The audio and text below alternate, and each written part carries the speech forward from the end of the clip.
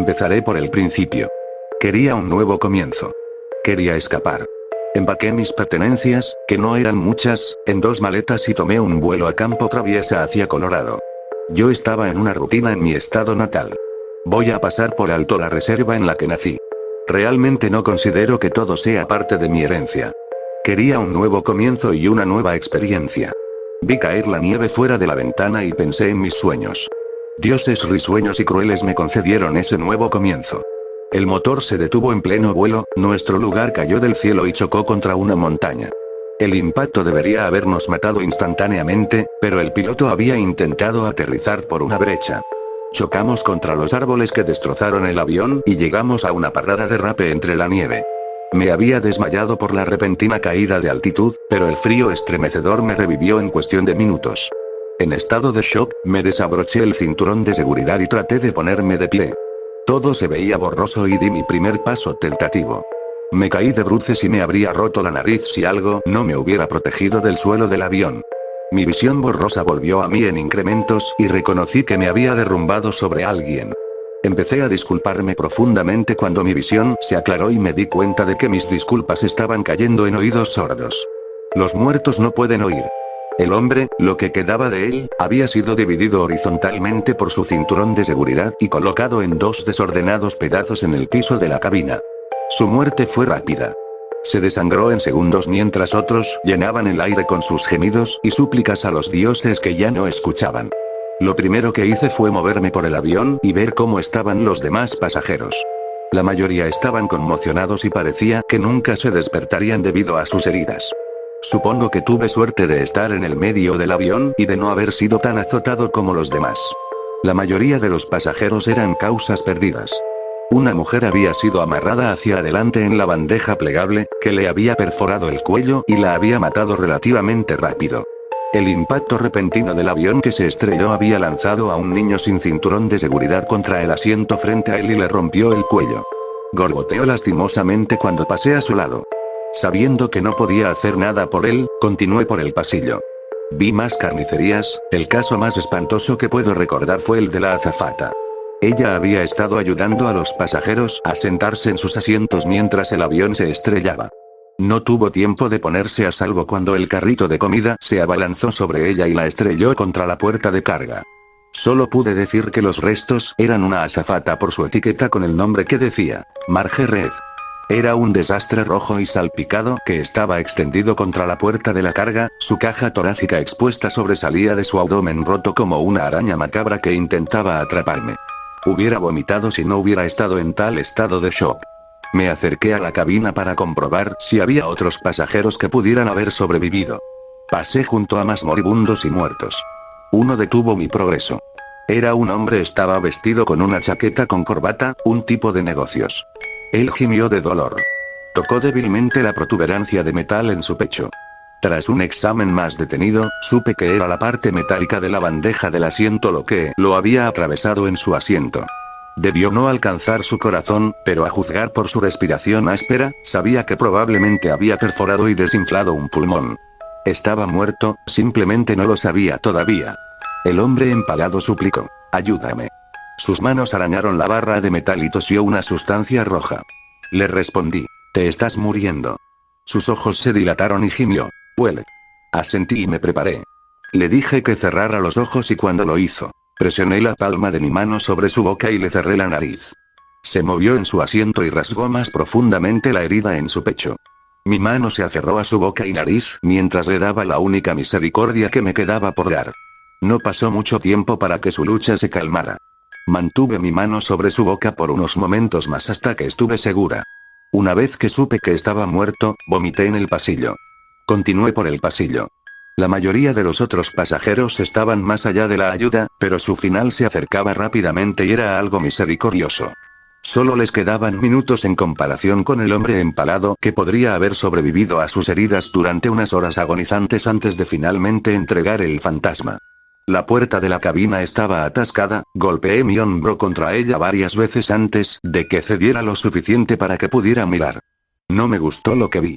El morro del avión había chocado con la ladera de la montaña y la cabina se había llevado la peor parte del daño. Se había arrugado como si hubiera estado en manos de un dios enojado. A través de los restos, solo pude ver algunas cosas para confirmar que en realidad había alguien en la cabina. Uno de los cuales era una mano que sobresalía del metal arrugado. Se movió espasmódicamente y me mentí a mí mismo y dije que era la electricidad del equipo de chispas que galvanizaba el cuerpo. Regresé a la cabina del avión sin querer quedarme como testigo de la espantosa escena que tenía ante mí. Fue cuando comencé a caminar de nuevo por el pasillo del avión cuando me di cuenta por primera vez del frío. Cortó a través de mi centro y me hizo temblar. Miré a mi derecha y me di cuenta de que había un enorme agujero irregular en el costado del avión donde una vez estuvo unida el ala. El aire frío soplaba y arrojaba algunos copos de nieve rebeldes a los pasillos. Un sonido sacudió mi cabeza hacia la parte trasera del avión. Alguien estaba en el baño, pero el carrito de comida estaba bloqueando su salida y atrapándolos dentro. Empujé el carro a un lado, haciendo una mueca cuando las ruedas se arrastraron a través de los desordenados restos de Marge. El hombre salió cojeando del baño. Tenía algunos moretones y golpes, pero iba a sobrevivir. Caminaba cojeando, lo que me hizo suponer que se había tirado de algo o se había lastimado en el choque. Se presentó como Jim Donner y cuando estaba a punto de darle mi nombre, un grito de sorpresa me interrumpió. Hubo otro sobreviviente. El otro sobreviviente, que solo se llamó a sí mismo Tansen, acababa de recuperar el conocimiento junto al cadáver de otro pasajero. Logramos sacarlo de su asiento y Jim le devolvió el sentido. Cada uno de nosotros repasamos la historia del accidente como si volver a contarla cambiaría el resultado. Tansen juró que habíamos golpeado algo y Jim sugirió que el motor se había congelado debido al frío antinatural. Fue ante esa sugerencia que se nos ocurrió la idea de que nos congelaríamos si no hacíamos algo con el frío. Comenzamos a sacar el equipaje del techo y tapamos el enorme agujero en el costado del avión.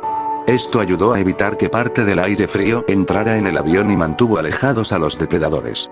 El repentino ataque de adrenalina que cada uno de nosotros experimentó al comienzo del choque había disminuido y ahora estábamos enervados. Pasamos la primera noche acurrucados para calentarnos en los pasillos, rodeados de muertos, mientras el viento nos aullaba a través de los restos de nuestro avión. Esa noche soñé que la mano del piloto sobresalía de los restos. Cobró vida y comenzó a llamarme con sus dedos como si me invitara a alguna parte. No dormí muy bien el resto de la noche. Asaltamos el carrito de comida en busca de comida y comimos papas fritas mientras discutíamos nuestros planes. Sabía que el aeropuerto sabría que algo salió mal cuando no llegáramos y vendrían por nosotros. Tansen no estuvo de acuerdo y nos empujó a dejar los escombros y buscar la salvación. Jim se opuso a esto y fue entonces cuando Tansen se agitó. Tansen nos dijo que no se quedaría en este ataúd de acero para congelarse y morirse de hambre y que se iría en busca de ayuda.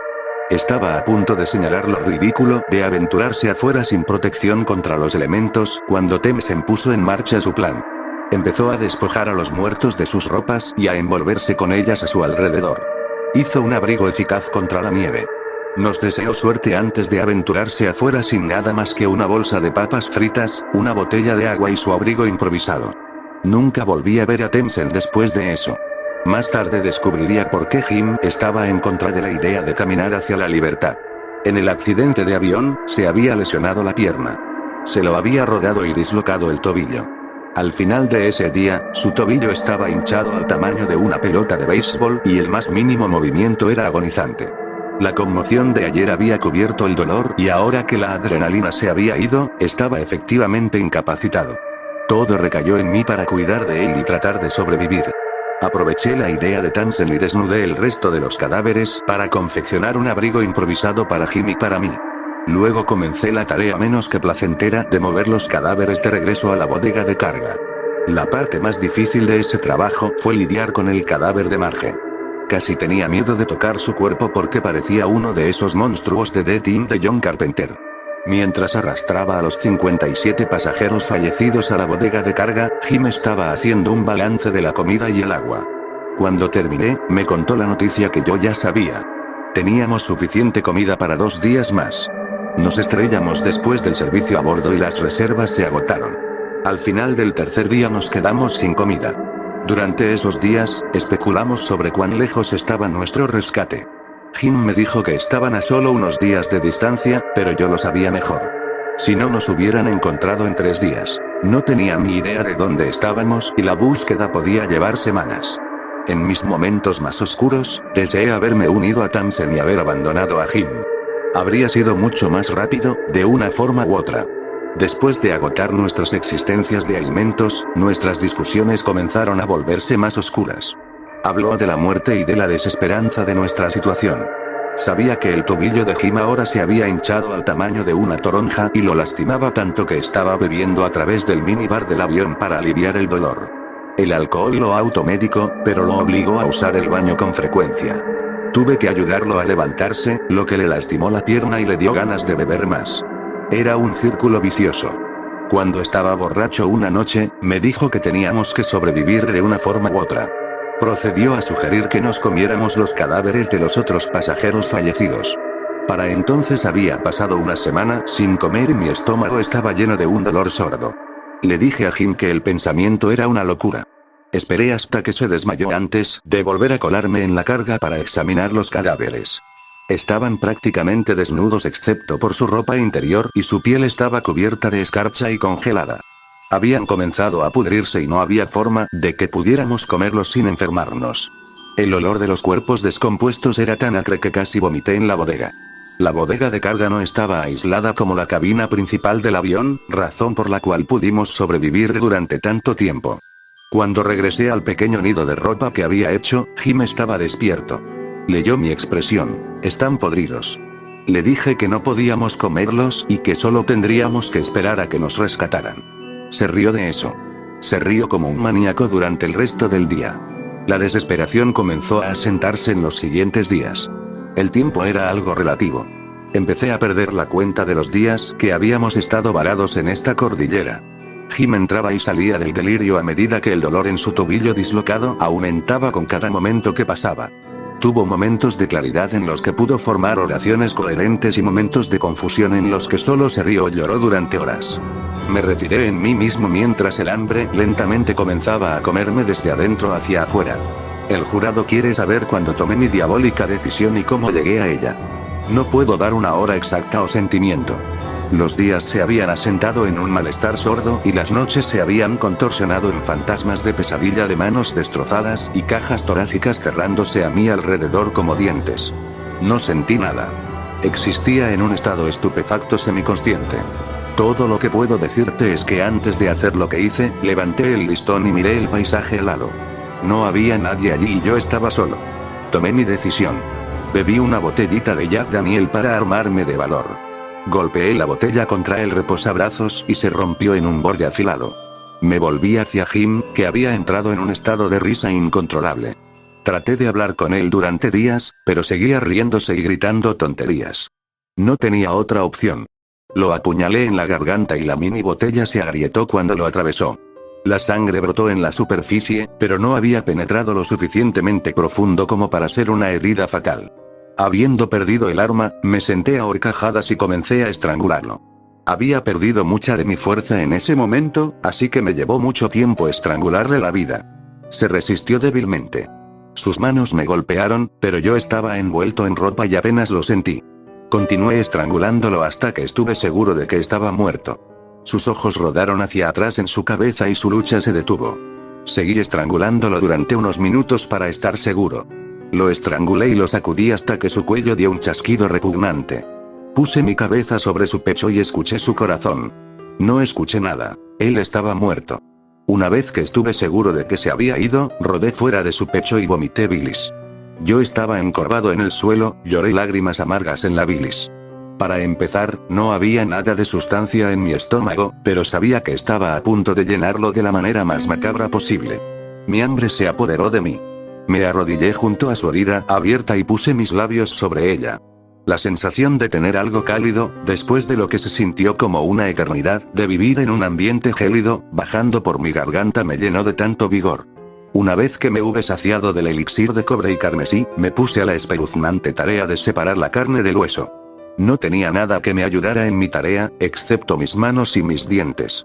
Arranqué la carne de mi amigo en pedazos con mis dientes. No lo describiré con más detalle como ya lo he hecho. Me avergüenzo de ello, pero si me pongo en la misma situación de nuevo, yo haría exactamente lo mismo. Después de comerme a Jim Donner, que había sido mi única fuente de compañía en las desoladas ruinas del avión, perdí toda apariencia de cordura. Me desvié. No, me divorcié de la realidad. Volví a una especie de estado primitivo. Yo era una criatura salvaje y diabólica. No sé cuánto tiempo había pasado mientras estaba en este estado primordial. No sé si habían pasado días o semanas desde que consumí a mi amigo antes de que finalmente llegara la ayuda. Solo sé las circunstancias en las que me encontraron mis rescatistas. A juzgar por el testimonio de sus testigos, atravesaron el avión a través del enorme agujero en el costado. Tuvieron que arrancar la barricada de equipajes que habíamos levantado. Al principio, el equipo de búsqueda y rescate pensó que no había sobrevivientes. Hicieron una búsqueda por los pasillos y no encontraron nada.